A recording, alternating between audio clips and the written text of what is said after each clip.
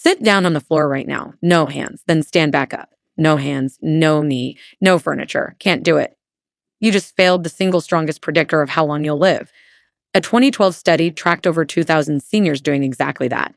The ones who couldn't were 6 times more likely to die within 6 years. 6 times from one movement. I've spent decades watching seniors age. Two people, same birthday, same 72 years. One climbs stairs without the railing, opens jars, sleeps through the night, remembers names instantly. The other shuffles, naps 4 times a day, can't open a water bottle, forgets why they walked into a room. Same age, completely different bodies, completely different time left. The difference isn't luck, it's not genetics, it's measurable. 7 specific abilities separate seniors who are thriving from seniors who are quietly declining toward a cliff they can't see. Your doctor never tests these. He checks blood pressure, cholesterol, maybe weight, sends you home. None of those numbers predict whether you'll still be independent at 80. These 7 abilities do. And most seniors are losing them one by one without noticing because nobody told them what to watch for. The aging care industry makes $480 billion a year. Assisted living, home aids, mobility devices. Long-term care, built entirely on seniors who lost these abilities years before anyone measured them. By the time you need that industry, the window to prevent it already closed. These 7 abilities are trainable. Every single one. You either still have them or you can rebuild them starting today. But first you have to know what they are. What you're about to see are 7 abilities ranked from important to critical. Pay close attention to number 3 because losing it is the earliest sign your body has started declining and almost nobody catches it in time. Every source linked in the description. Tell me your age. I read every comment personally. Now let's start with ability number 7. If you still have this one, your nervous system is decades younger than your birth certificate says. Number 7, the ability to stand on one leg with your eyes closed. This sounds almost too simple to matter, and that's exactly why it's so dangerous to ignore. Standing on one leg with your eyes open is one thing. Most people over 60 can manage that for at least a few seconds. But the moment you close your eyes, you remove your brain's biggest cheat code, which is your vision. Suddenly, your body has to rely entirely on something called proprioception, which is your internal sense of where your body is in space. It also has to rely on your vestibular system, the balance center deep inside your inner ear. And when both of those systems are working well after 60, it tells researchers something very specific. It tells them your nervous system is still tightly connected, still fast, still coordinated. A study published in the British Journal of Sports Medicine in 2022 tested over 1,700 adults between 51 and 75 and found that those who could not stand on one leg for 10 seconds with eyes open had an 84% higher risk of dying from any cause within the next 7 years compared to those who could. Now imagine what the numbers look like when you close your eyes. The research out of Japan's Kyoto University Graduate School of Medicine found that the average 60-year-old can hold a single leg stance with eyes closed for roughly 8 to 12 seconds. By age 70, that drops to about 3 to 5 seconds. And many people over 75 cannot do it at all. But the people who can, even for just 10 solid seconds after 70, showed dramatically better scores in brain white matter integrity on MRI scans. That means the wiring between different brain regions was still thick, fast, and functional. So how do you build this back if you've lost it?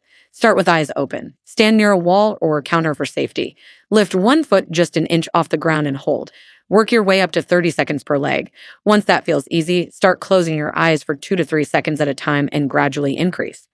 Do this every single day, ideally twice a day, and within 6 to 8 weeks, most people see measurable improvement.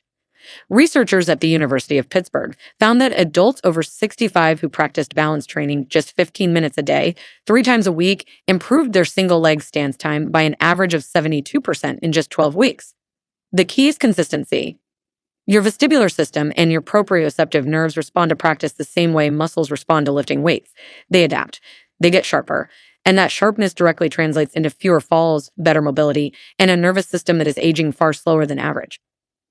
This ability is your body's early warning system for neurological decline, and most people never test it. Now, here's an ability that lives entirely inside your brain, and it might surprise you. Number 6, the ability to recall a short list of words after 15 minutes. This is not about whether you forget where you put your keys. Everyone does that.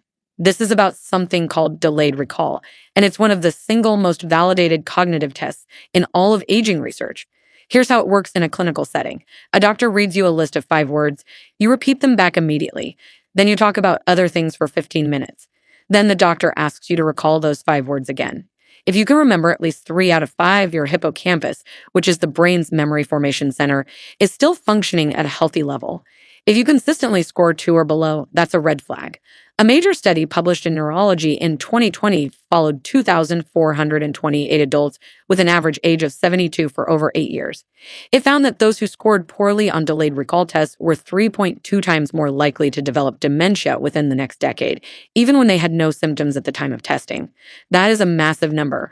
This test is so reliable that the Montreal Cognitive Assessment, which is the most widely used screening tool for cognitive decline worldwide, includes delayed recall as one of its core sections. The reason this ability matters so much is because the hippocampus is one of the first brain regions to shrink with age. It can lose about 1 to 2% of its volume per year after age 60 in a normally aging brain.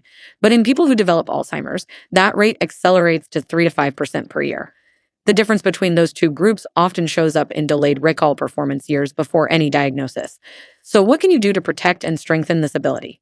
The evidence is remarkably clear on this. Aerobic exercise is the single most effective intervention for hippocampal health. A landmark trial from the University of British Columbia, published in the British Journal of Sports Medicine, found that women aged 70 to 80 who walked briskly for 40 minutes 3 times a week for 6 months actually increased their hippocampal volume by 2%, while the control group continued to shrink. That is not slowing decline. That is reversing it. On top of that, learning new information actively, such as studying a language, reading dense material, and discussing it, or even doing structured memory exercises like recalling grocery lists from memory before checking, directly trains the delayed recall circuit. Sleep is also critical here because the hippocampus consolidates memories during deep sleep. Poor sleepers consistently score worse on delayed recall tests. If you want to test yourself at home, have someone read you 5 unrelated words. Do something else for 15 minutes. Then try to recall all 5. Do this once a week. Track your results. You'll learn something about your brain that no blood test can tell you.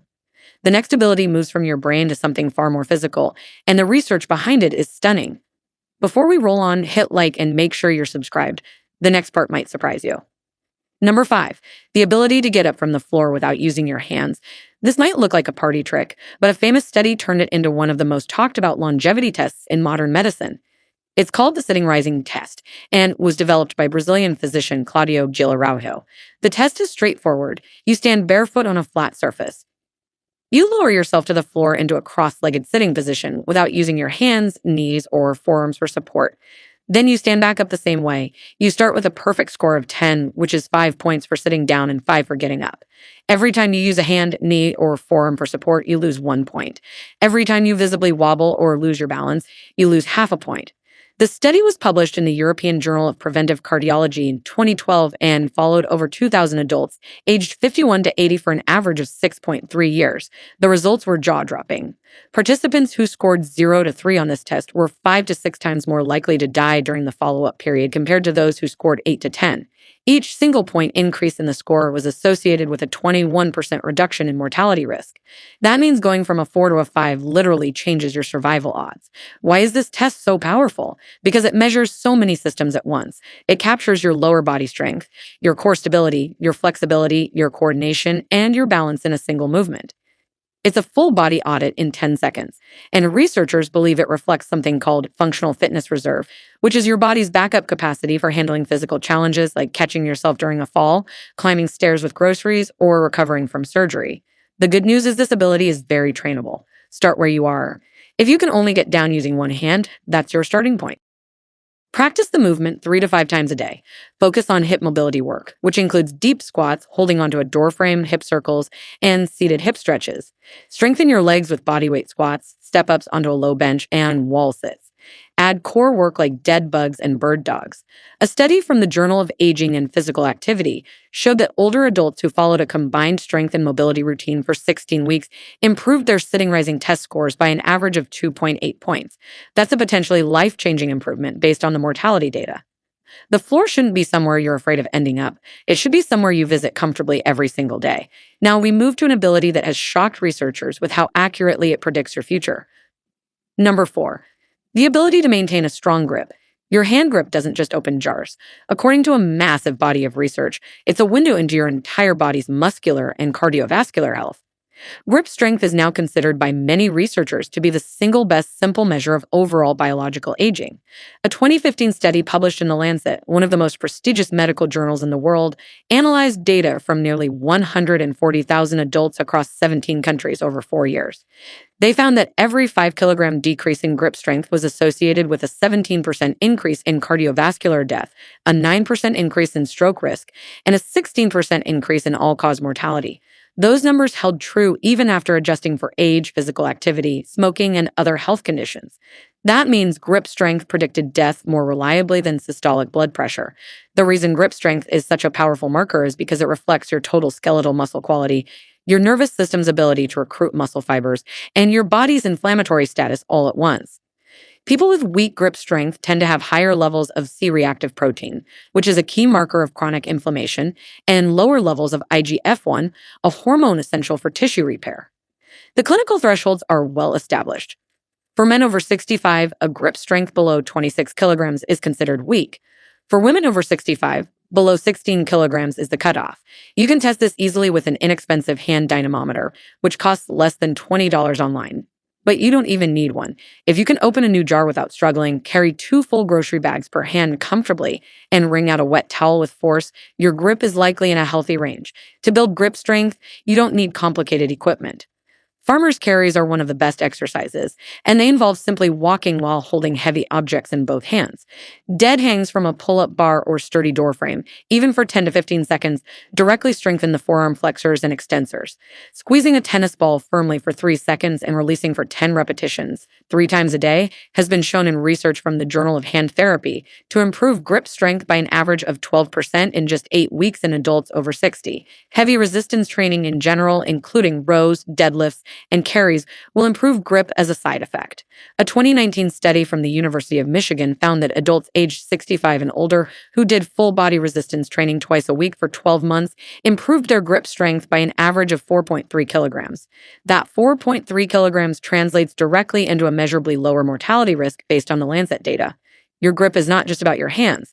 It is your body's resume. This next one happens while you're unconscious, and it might be the most underrated ability on this entire list. Number 3, the ability to still reach deep sleep consistently. When you were 20 years old, you spent roughly 20% of your night in deep sleep, also called slow wave sleep. This is the stage where your brain waves drop to their slowest frequency, your body releases the majority of its growth hormone, your immune system performs critical repair work, and a recently discovered cleaning system called the glymphatic system flushes toxic proteins out of your brain. One of those toxic proteins is beta amyloid, which is the primary substance that builds up in Alzheimer's disease. By age 60, most people have already lost 60 to 70% of the deep sleep they had at 25. By 70, many people get almost none, and this isn't just about feeling tired.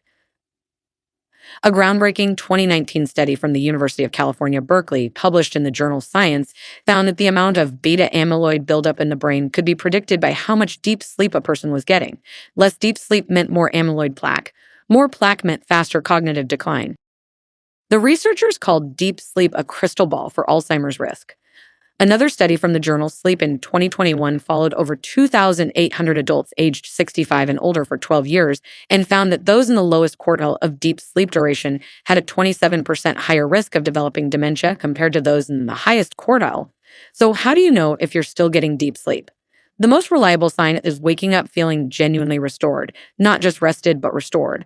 Wearable devices like the Oura Ring and certain Fitbit models can now estimate your deep sleep stages with reasonable accuracy, and tracking trends over weeks gives you a useful picture. Now, here's the important part. Deep sleep is not gone forever just because you're older. It's highly responsive to specific interventions. Resistance exercise is one of the most effective.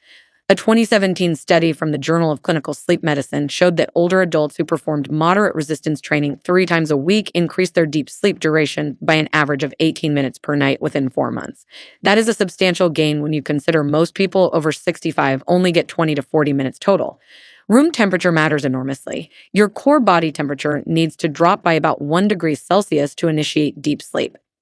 Keeping your bedroom between 15 and 19 degrees Celsius, which is 60 to 67 Fahrenheit, significantly improves deep sleep onset.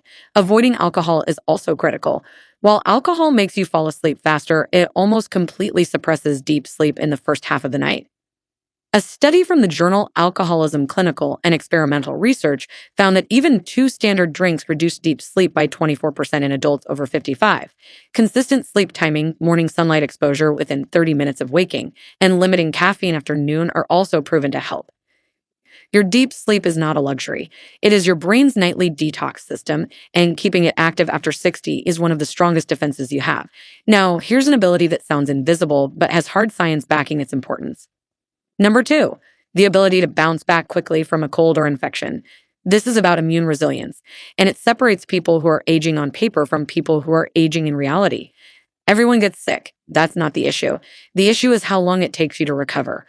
If you catch a common cold at 65 and you're fully recovered within 5 to 7 days, your immune system is performing at a level that impresses researchers. If that same cold knocks you out for 2 to 3 weeks, leaves you fatigued for a month, or turns into bronchitis or pneumonia, that's a signal that your immune system has entered a state scientists call immunosenescence, which is the gradual deterioration of the immune system with age. A 2021 study published in Nature Immunology mapped exactly how this happens. After age 60, the thymus gland, which is the organ that trains your T cells to fight infections, has largely atrophied. It shrinks by roughly 3% per year starting in your 40s, and by 65, it's producing a fraction of the naive T cells it made when you were young. This means your body increasingly relies on memory T cells from past infections rather than generating fresh responses to new threats. People who recover quickly from illness after 60 tend to have measurably higher counts of natural killer cells, better T cell diversity, and lower baseline levels of chronic inflammation. A study from the Journal of Allergy and Clinical Immunology in 2020 tested immune function in 3,000 adults over 65 and found that those in the top quartile of immune resilience, meaning they fought off infections faster and with fewer complications, had a 45% lower rate of hospitalization over the next 5 years compared to those in the bottom quartile. So what drives immune resilience at this age? Exercise is again at the top. A 2018 study published in Aging Cell examined 125 cyclists aged 55 to 79 and found that their immune systems looked decades younger. Specifically, their thymus glands were still producing T cells at levels comparable to people in their 20s. You don't need to be a cyclist. Moderate aerobic activity like brisk walking for 150 minutes per week has been shown to increase natural killer cell activity by up to 40% in older adults. Nutrition plays a major role. Zinc and vitamin D are 2 of the most evidence-backed nutrients for immune function in older adults. A randomized controlled trial published in the American Journal of Clinical Nutrition found that adults over 65 who supplemented with 30 milligrams of zinc daily for 3 months had a 66% reduction in infection rates. Vitamin D supplementation at 2,000 IU daily reduced the risk of acute respiratory infections by 19% in a meta-analysis published in the B&J in 2017. Adequate protein intake, at least 1.2 grams per kilogram of body weight, is also critical because antibodies are made of protein. Chronic stress management and quality sleep round up the picture. Your ability to get sick and bounce right back isn't luck. It's a direct reflection of how well your immune system has been maintained, and it is one of the clearest signals of biological age.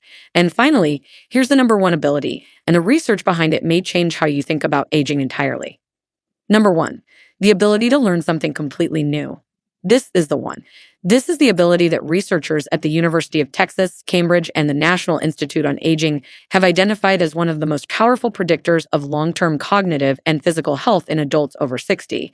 And it has nothing to do with your body. It's entirely about whether your brain can still do something it was designed to do from birth, which is adapt, rewire, and grow in response to new challenges.